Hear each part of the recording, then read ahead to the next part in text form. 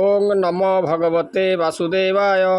नारायणं नमस्कृतं नरं चैव नरोत्तमं देवीं सरस्वती व्यासं ततो जयमुदीरयेत्। मूकं करोति वाचालं पङ्गुं लङ्घयते गिरिं यत्कृपातमहं वन्दे परमानन्दमाधवं। निगमकल्पतरुर्गलितं फलं सुखमुखादमृतद्रवसंयुतं पिबत भागवतं रसमालयं मुहुरहुः रसिका भुवि भावुकाः। आज आम अति बड़ी जगन्नाथ दास कृत ओडिया भागवत पंचम स्कंद द्वादश अध्याय आलोचना करवा। एथिरे रहुगण राजा रहुगण एवं भरतंकर संवाद वर्णित होईछि। संसार हेउछि अरण्य सदृश जीव समूह से व्यवसायी दल इंद्रिय माने हेउछंती दस्यु स्वरूप से जीवर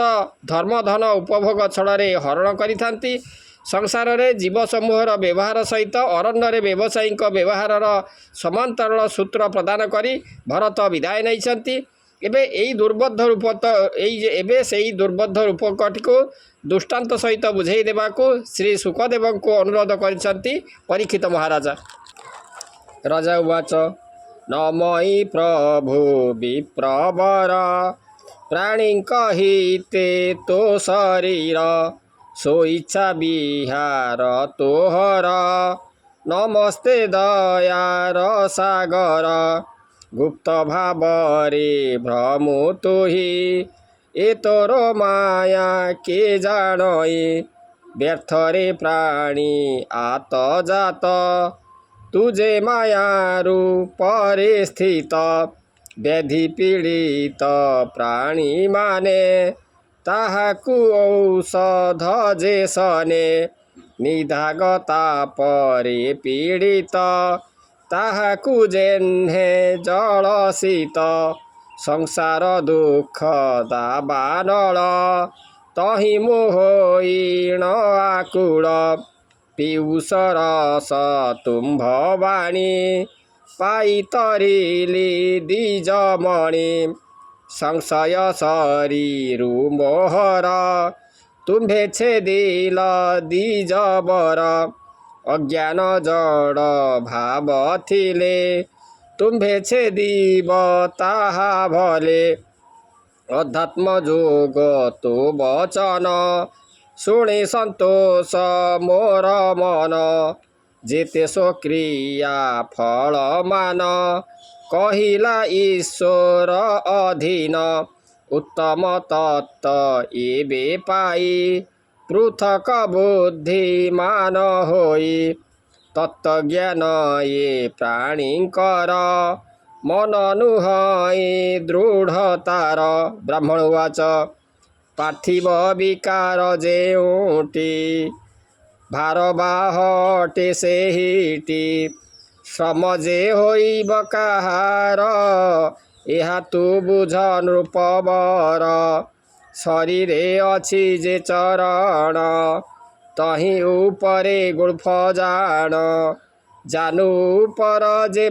जानू रे जे मध्य देश बक्षस्थल जे गल देश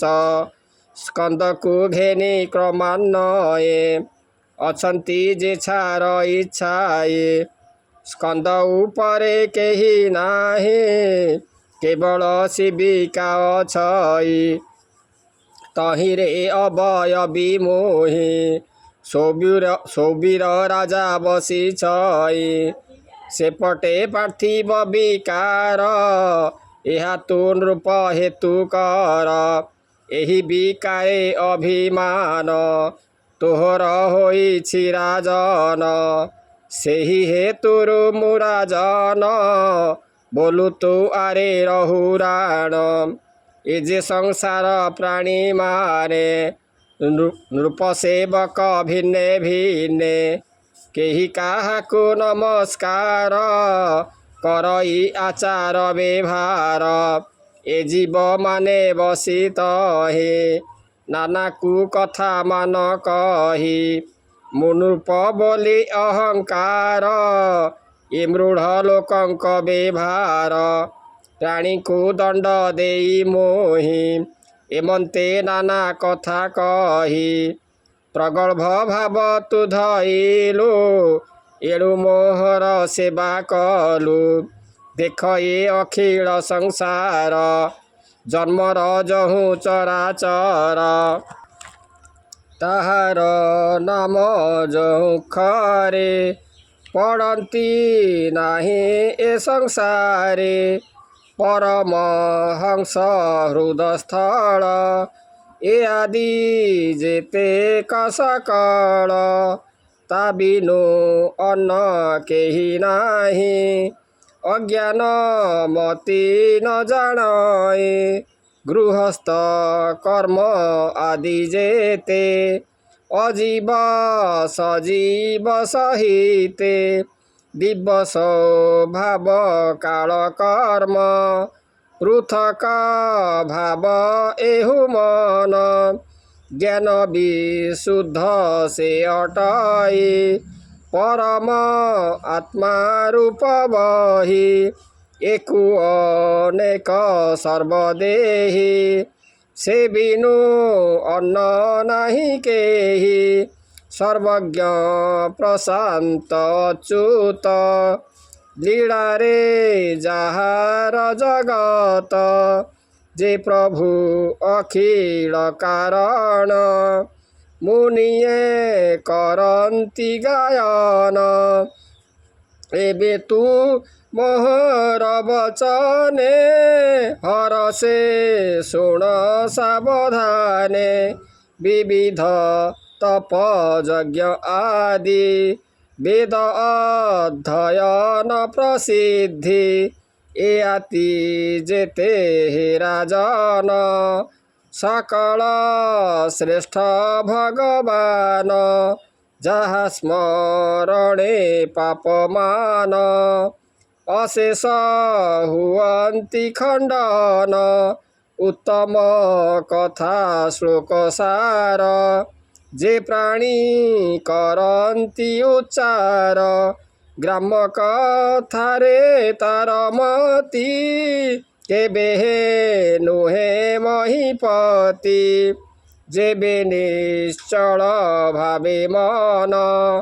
प्रभु रे करई अर्पण ताहाकु प्रभु भावग्राही सत्त प्रधाने मन देई एबे हो शुण नृपमणि आत्मर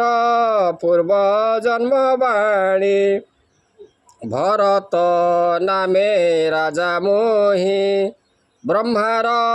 वंशे जात होई सर्वसंपद दूर कली निश्चले प्रभुଙ୍କୁ भजिली पूर्वर मोर कर्म फल मृग संगरु मति भोल जेणु असाधु आचरिली मृग शरीर मु पाइली जेणु मोहर पूर्ण थिला प्रभुका करुणा होइला तेणु पूर्वर कथा मान मोहर होइला स्मरण एबे हो शुण नृपवर लभिली ब्राह्मण शरीर तेणु संगकु मोहि डरी ए जड़ रूपकु आवरी भ्रमई ए भव सागरे कर्म बंधन खंडिबारे एकांत निश्चल भावरे मननी बेसी कृष्ण ठारे शुण राजन एक मने एणु संसारे प्राणी माने असंग संगे मोह होई नाना जोनिरे भ्रमु थाई साधुंक संगटी जाहार पवित्र हुई शरीर निश्चल मति जेबे होई संसार सागरे बुड़ई साधु संगति प्रभाव रे प्रभुर कृपा होई तारे से जे अनादि चक्रधर जगत बंधु दामोदर से प्रभु पाद पद्म तड़े मन मोरहिब निश्चले कहई विप्र जगन्नाथ पंचम स्कंदे भागवत इति श्रीमद्भागवते महापुराणे परमहंसां संहितायां 82 पंचम स्कंदे रहुराण भरत संवादे नाम